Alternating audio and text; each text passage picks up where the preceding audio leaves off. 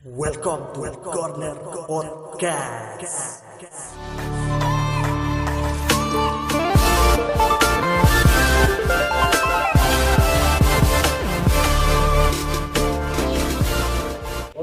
Oke guys, kita kembali lagi di Corner Podcast. Kali ini bersama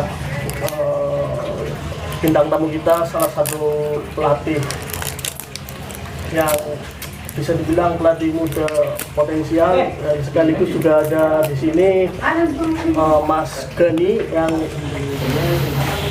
kita datangkan untuk berbincang sedikit mengenai bagaimana sih soal sepak bola di Indonesia, khususnya juga kita nanti mendetail membahas tentang sepak bola di Kabupaten Tegal. Gimana coach kabarnya? Alhamdulillah sehat Mas Sigit. Mas Gimana? Gani, gimana kabarnya? Alhamdulillah sehat. Ini ngobrol santai aja kita lah. Oh ya siap. Dengan melihat kemarin pas akhir tahun, awal tahun juga tentang timnas kita yang kembali gagal di Piala AFF. Pertanyaan muncul dari dulu, dari mulai era-era pemain 90-an, pemain awal 2000-an hingga kemarin pun kita gagal menjadi juara negara. Pertanyaannya sebenarnya apa sih masalah dari sepak bola Indonesia? Untuk Coach Iwan sendiri bagaimana? Oke, yang pertama dibalik itu semua ya hasil kemarin kalau menurut saya itu cukup bagus karena apa? Kita lihat dari kompetisi. Kompetisinya itu sendiri aja lah. Kita kalau misal lihat timnas kita belajar dari kompetisinya kita. Terus kita lihat lagi dari pembinaan. Kalau menurut saya dengan sekuat kemarin kita kan lebih banyak pemain muda. U19, usia 23, paling banyak ya sisanya kan pemain-pemain senior. Dengan hasil segitu, dengan materi pemain lawan seperti Thailand, Vietnam, itu kan mereka kan udah terbentuk sudah lama, ya kan. Artinya bagus dengan materi seperti itu. Adapun nanti kalau misal timnas kita untuk yang sekarang, yang AFF sekarang, kalau kita lanjut untuk ke depan, itu jangka panjang itu luar biasa banget. Menurut saya, kalau hasil yang kemarin menurut saya luar biasa. Dibalik dengan kompetisi kita yang bobrok seperti ini, ya kan, dengan kondisi pandemi seperti ini, tapi kita mampu sampai final kan termasuknya luar biasa di situ. Lalu kan kita tahu sendiri sebenarnya untuk potensi pemain-pemain muda katakanlah di bawah usia 20 ataupun masuk usia 18, kita sebenarnya punya banyak potensi. Pemain kita bisa bersaing. Tapi kenapa ketika naik ke level yang lebih tinggi atau sudah masuk usia ke 20 tahun, 25 tahun, juga usia emas sepak bola, kenapa pemain kita dalam tanda kutip malah tidak berkembang? Itu bagaimana? Ya, sebenarnya kalau misal kita bicara usia dini ya, sebenarnya Indonesia itu udah terkonsep. Dari sejak dulu itu kita udah terkonsep. Buktinya apa? Setiap tahun kalau misal ada event di usia dini, Indonesia contoh Danon, pasti Indonesia itu kalau misal lawan tim luar itu pasti juara. Ya kan, apalagi intinya kalau misal usia 16, usia 15 itu Indonesia bisa berbicara di tingkat nasional pun, tingkat internasional pun kita bisa bicara. Tapi yang jadi permasalahan kita itu pada usia 19, pemain kita itu hilang. Nah, ini berkaitan dengan yang namanya pemain kita itu mentalnya itu kurang. Mentalnya itu kurang. Artinya apa? Usia 16 mereka bagus, naik 19 mereka bagus. Ketika mereka udah masuk usia 20, mereka itu lupa bahwa dirinya itu seorang atlet. Sebenarnya di situ. Ya rasa cepat puas karena mereka udah di sorot netizen itu, wah wonderkid lah segala macam. Banyak pemain Indonesia yang seperti contoh Evan Dimas. Ya kan. Evan Dimas di usia 16 luar biasa mereka. Tapi di usia 20, 23 itu yang masih yang mainnya ibarat masih top level. Kita bisa dihitung lah pada usia 16 timnas mereka banyak satu tim itu udah luar biasa, tapi di usia 20 itu mereka hilang. Paling sekarang top level paling Evan Dimas, ya kan, Hargianto, ya kan, nggak ada lagi pemain-pemain. Usia 19-nya bisa dibilang 11 pemain itu kan semua memiliki potensi untuk bisa bersaing, tapi yang benar-benar bisa konsisten sampai usia 28, usia 26 itu hanya beberapa saja.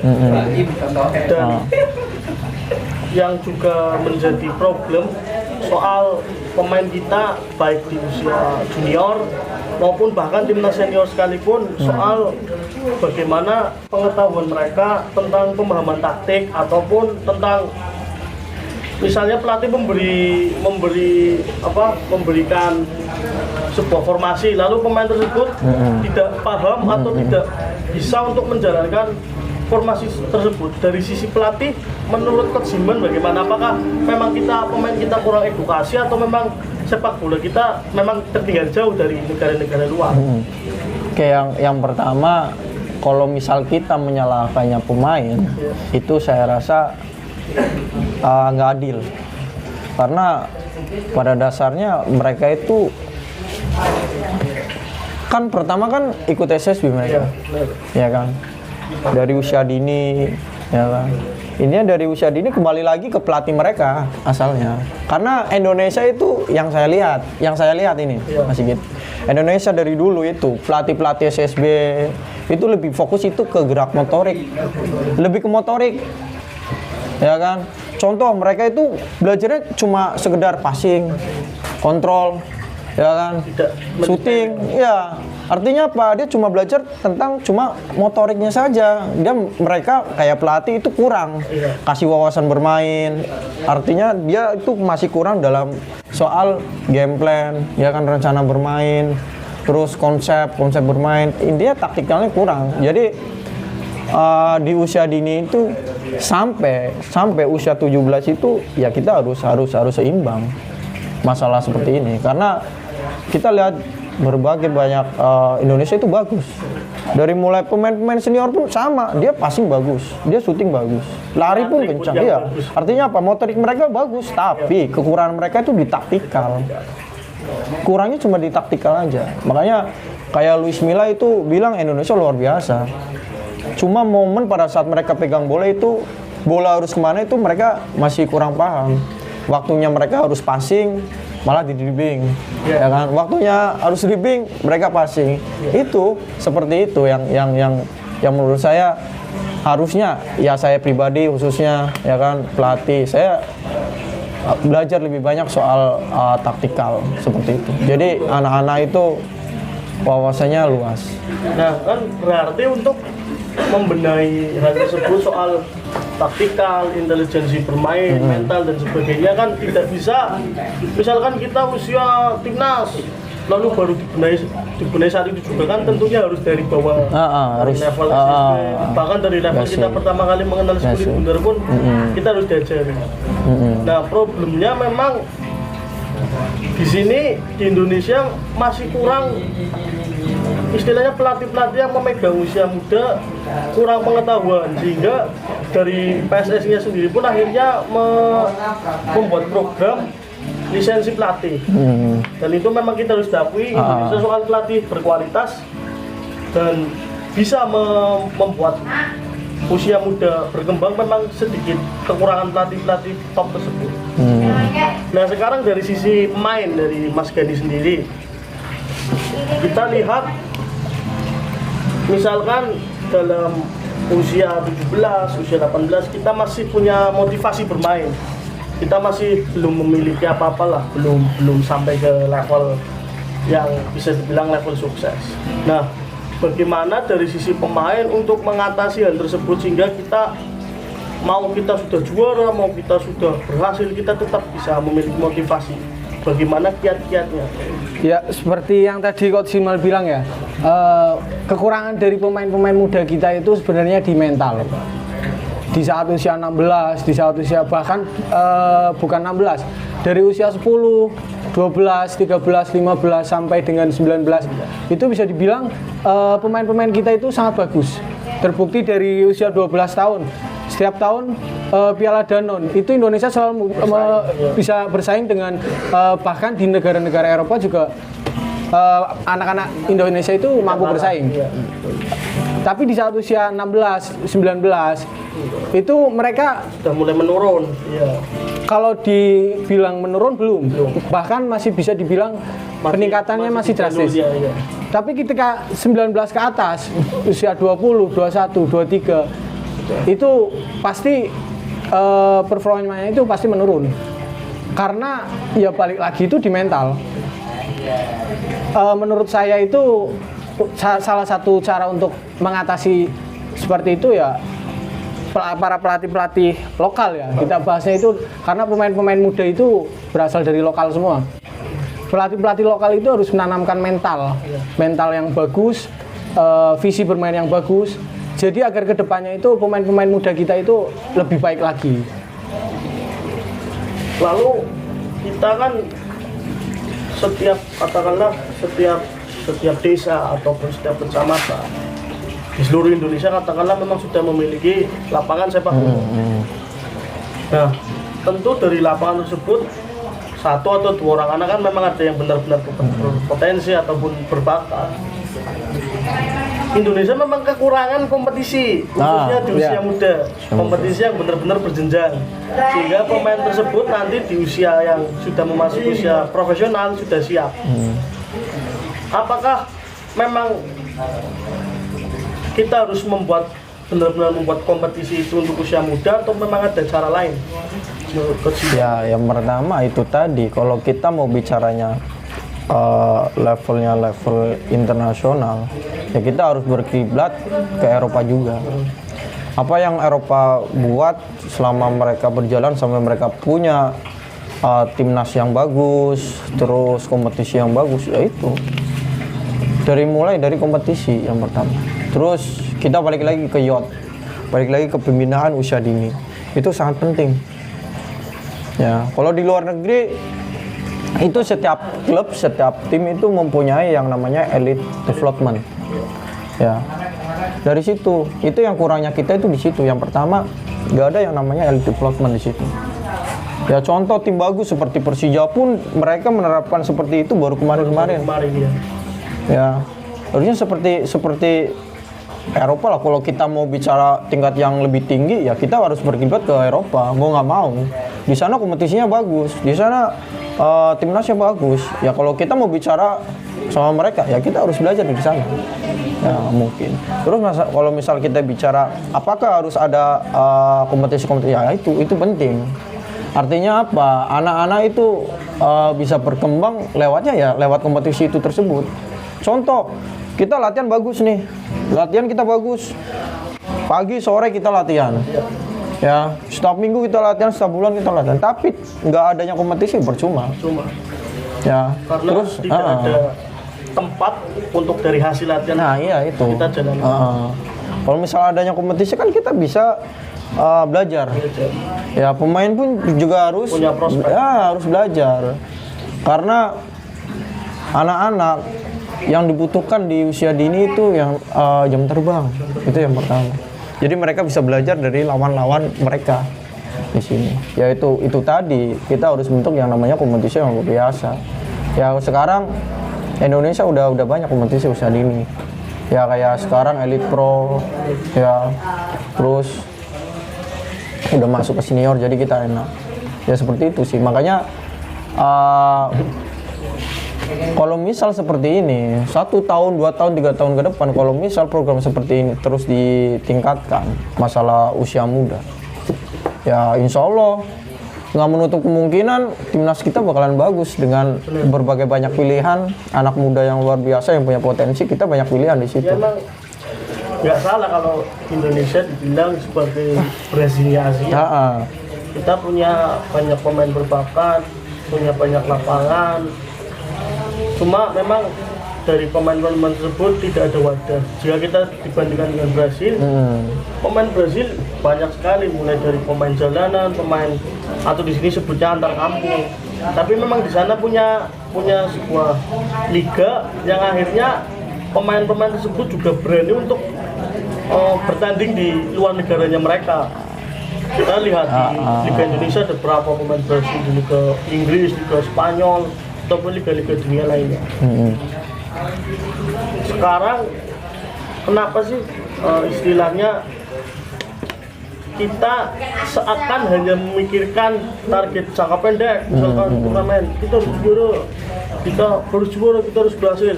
Termasuk pun SSB saat ini ataupun SSB di Indonesia, kenapa masih kebanyakan loh masih kita berpikir tentang bagaimana hasil, bagaimana kita bisa mendapatkan gelar. Padahal kalau fungsi dan tujuan utama dari pembinaan adalah perkembangan. Menurut Coach Hilman bagaimana? Ya itu tadi, harusnya kita harus menanamkan, ya kita juga harus mengedukasi siswa juga, harus mengedukasi orang tua siswa juga. Karena apa? Orang tua siswa itu selalu berpatokan semakin banyak piala itu semakin bagus.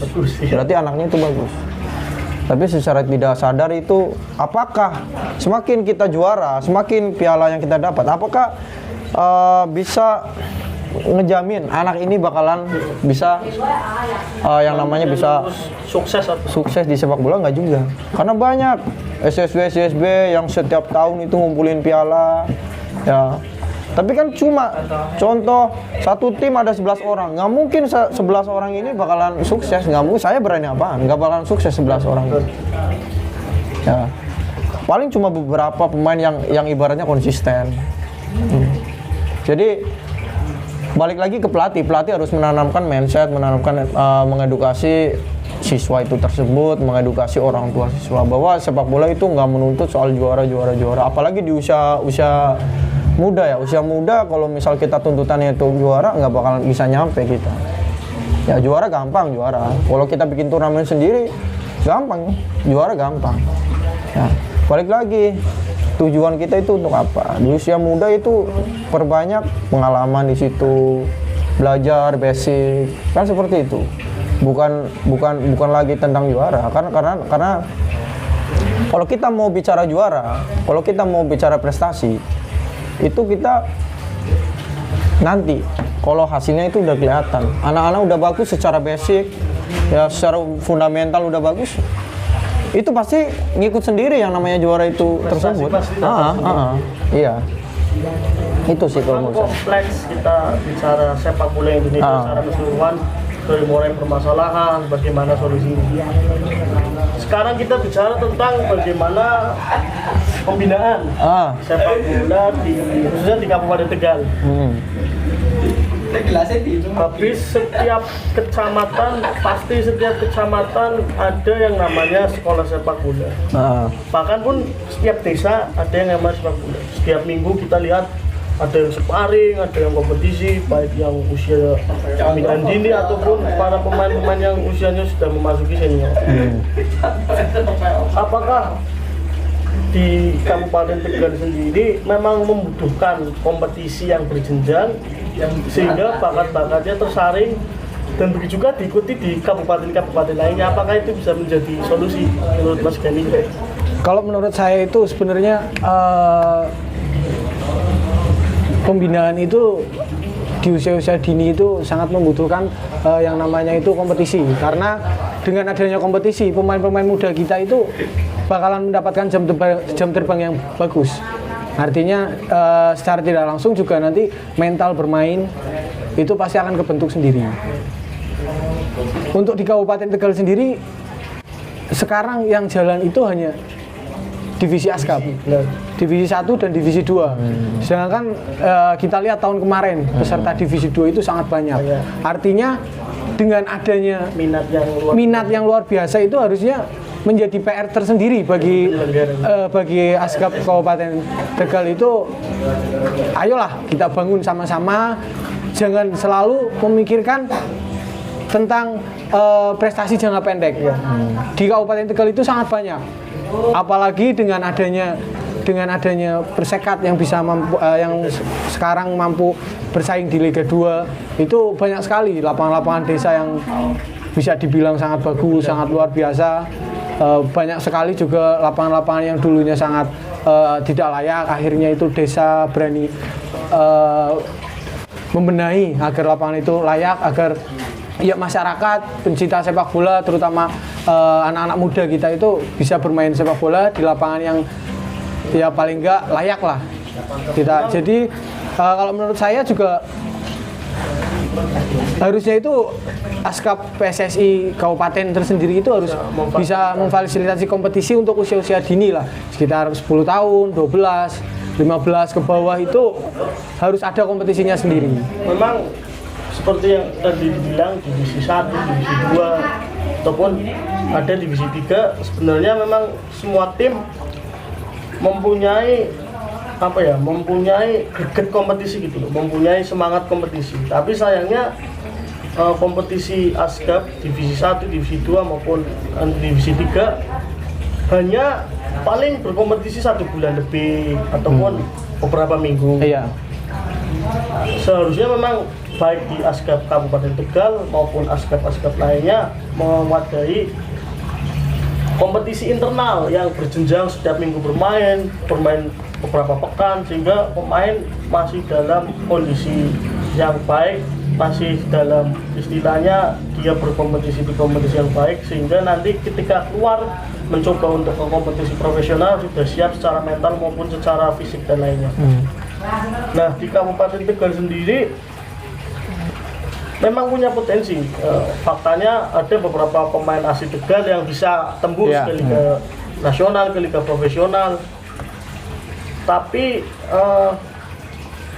apa sih yang sebenarnya menurut Coach Hilman? Sebenarnya kenapa dalam beberapa tahun terakhir kita memang di SSB Kabupaten Tegal seperti kehilangan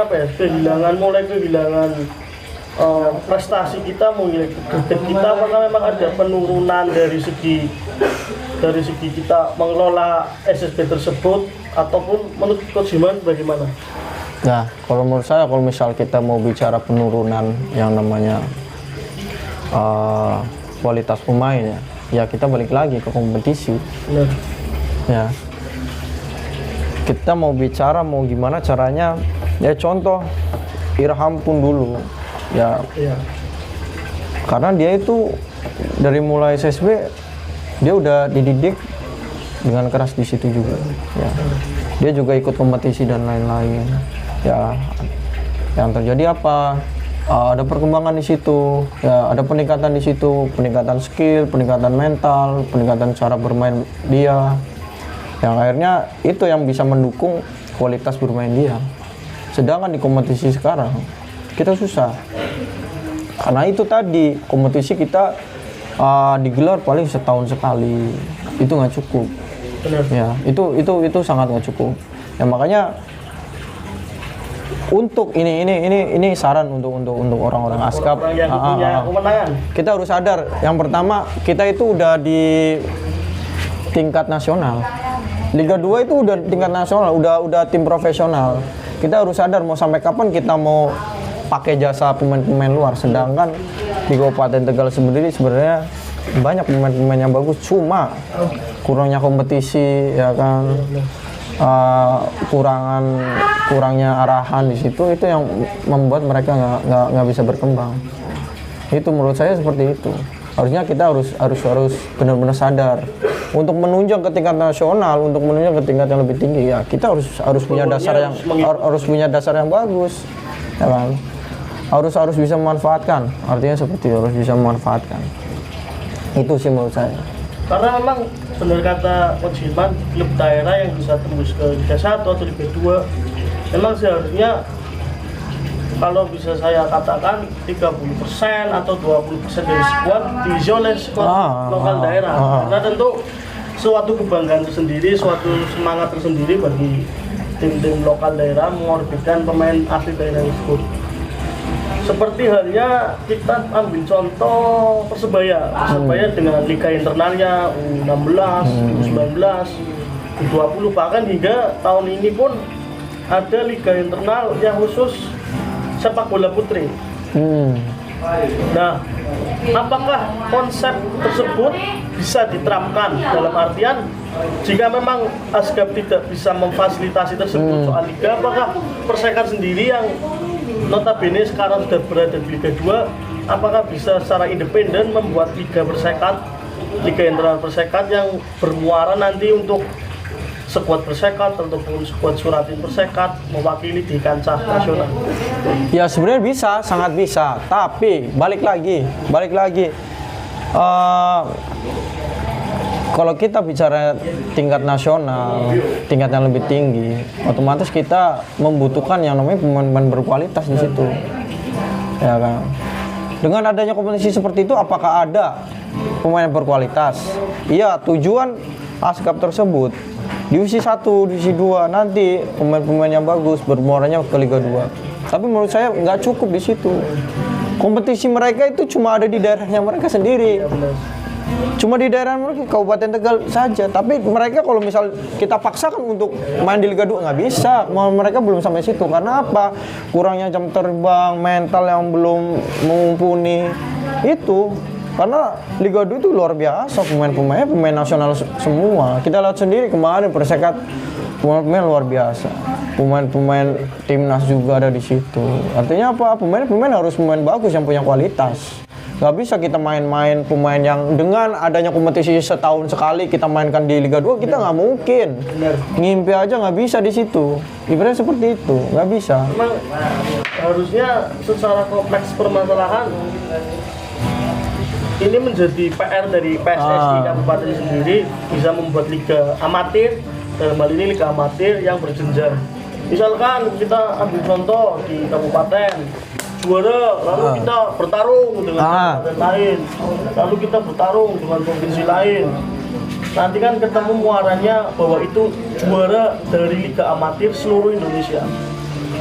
Dan sebenarnya pun ada Liga 3, tapi kita tahu sendiri bagaimana pengelolaan Liga 3 sendiri. Kita tahu Liga 3 yang seperti Coach Hilman pernah bilang, Liga pendekar dengan segala permasalahannya, mulai dari wasit, edukasi pemain dan lain-lain.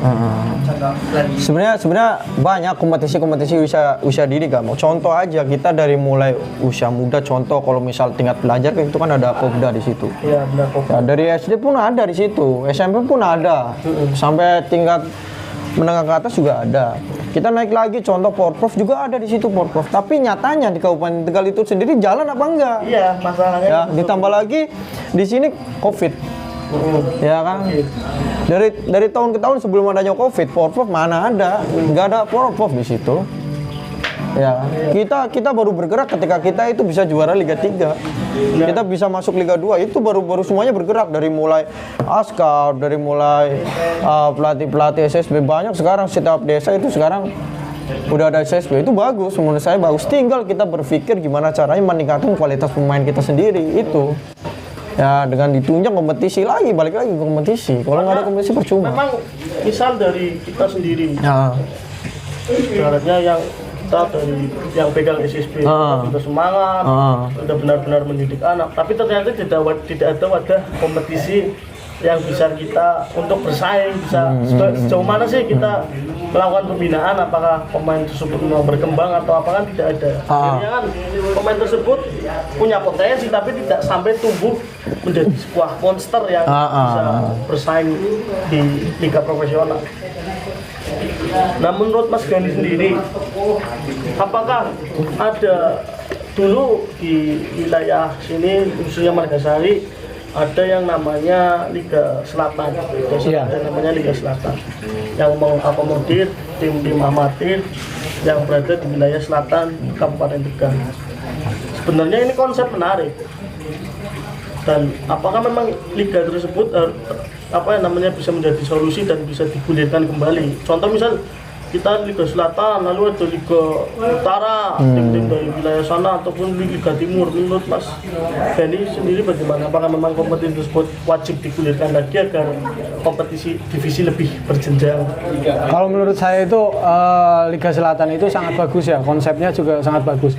Liga Selatan itu terdiri dari kecamatan yang terletak di selatan Kabupaten Tegal seperti Pager Barang, Margasari, Balapulang.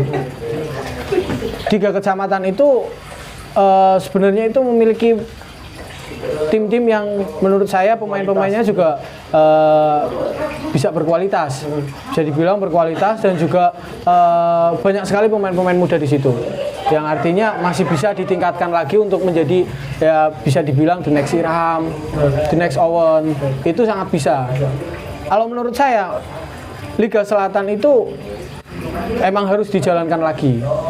Kalau dulu bahkan sempat jalan juga bukan Liga Selatan, Copa Selatan juga ada, ya kan? Artinya jadi akhirnya itu masyarakat tim lokal wilayah Kabupaten Selatan itu nggak selalu nunggu kompetisi ASKAP. Ya langsung ke lompat ke ASKAP. Iya kan. Artinya di Liga Selatan pun ada. Jadi dengan adanya Liga Selatan, tim Kabupaten Tegal area selatan itu akhirnya memiliki 2 kompetisi, Liga Selatan dan juga divisi ASKAP. Bahkan kalau semisal Copa Selatan juga jalan, artinya memiliki 3 kompetisi dalam 1 tahun. Cuma yang sangat disayangkan itu usianya, karena ya tidak tahu sendiri divisi ASKAP itu usia 21 tahun. 21 tahun itu menurut saya ya itu bukan masa-masa pembinaan. Kalau misalnya divisi dengan 21 tahun, lulus SMA itu 17 tahun. Banyak sekali anak-anak yang lulus SMA itu bimbang. Artinya ya mereka dari kecil bermain bola, latihan di SSB bahkan sampai SMA. Ketika lulus SMA nggak ngelanjutin kuliah, apa yang mau dilakukan? Kalau nggak kerja, kalau sumpah anak itu kerja, artinya waktu buat sepak bola itu berkurang. Waktunya buat sepak bola berkurang, performanya pasti menurun.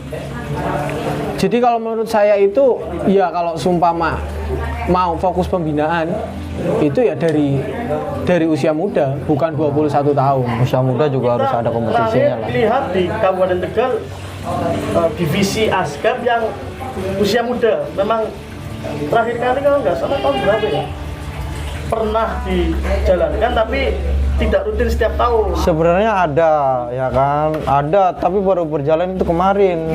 Itu juga bukan dari ASKAP. Itu ada lagi itu pembinaan yang lain kayak Forsekap sekarang. Iya. Itu malah Forsekap yang bikin, ya kan. Itu bagus, semakin banyak ada komunitas seperti itu semakin bagus. Memang harusnya berjenjang dari usia muda. Jadi setiap tim amatir di setiap desa ataupun tim PS, di sini sebutannya Persatuan Sepak Bola, punya pemain dari usia 16, juga pemain-pemain senior. Seperti jadi juga konsep Liga Selatan nanti mengumpulkan tim-tim yang di sini, begitu juga nanti di wilayah utara, timur, barat.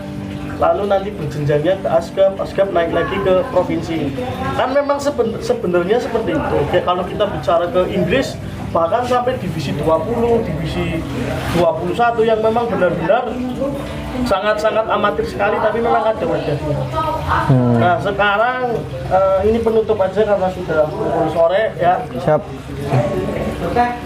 Apa sih menurut Coach Hilman dan Mas Gani saran untuk dari Coach Hilman maupun Mas Gani, saran bagi para pemain dan juga saran untuk pengelola kompetisi dalam hal ini federasi?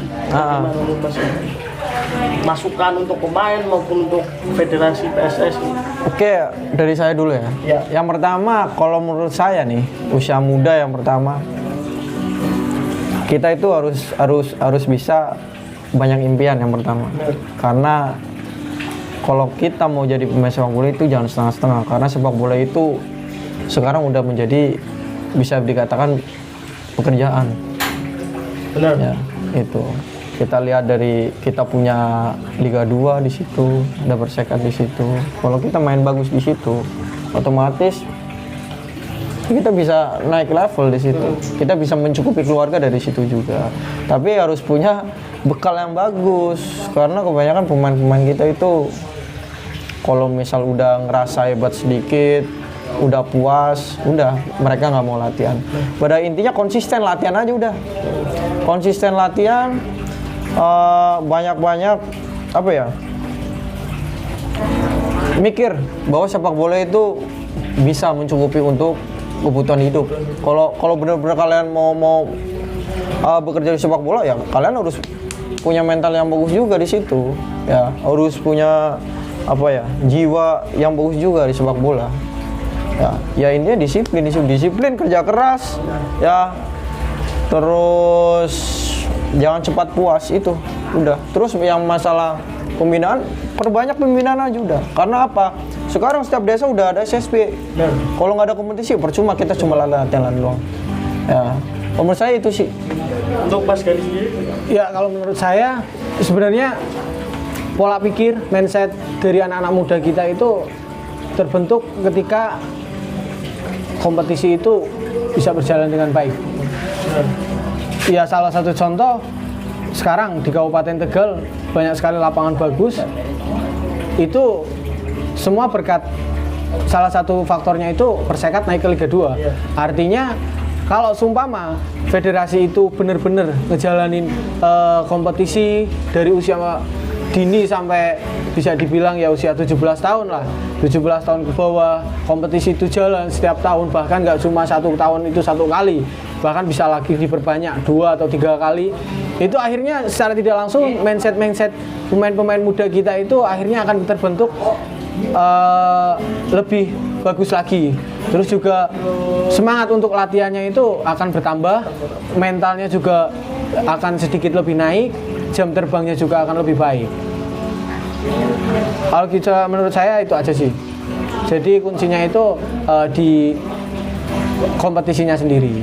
Memang untuk membenahi sepak bola khususnya kita bicara luas di Indonesia butuh istilahnya butuh kerjasama dari berbagai pihak, dari pemain, pelatih, federasi ataupun juga supporter, karena kalau yang bagus hanya pemainnya percuma, karena misalkan yang bagus pemain tapi pemain tidak punya wadah kompetisi, ataupun yang bagus federasinya tapi ternyata dari segi motivasi pemain itu sendiri makanya kita harus saling bersinergi agar kita bisa, kalau bicara filosofi sepak bola Indonesia, target kita memang nggak sembarangan. Target sepak bola Indonesia bisa lolos ke Piala Dunia tahun 2026 ataupun nanti maksimal tahun 2030. Tentu kalau kita bicara level Piala Dunia, ya pembenahan harus dibenahi dari usia dini, dari memang tingkatan bawah, SSB, Liga Amatir dan sebagainya. Oke, cukup podcast kali ini bersama Coach Hilman dan Mas Gani. Nantikan podcast selanjutnya hanya di Corner Podcast. Thanks Coach. Siap. Salam.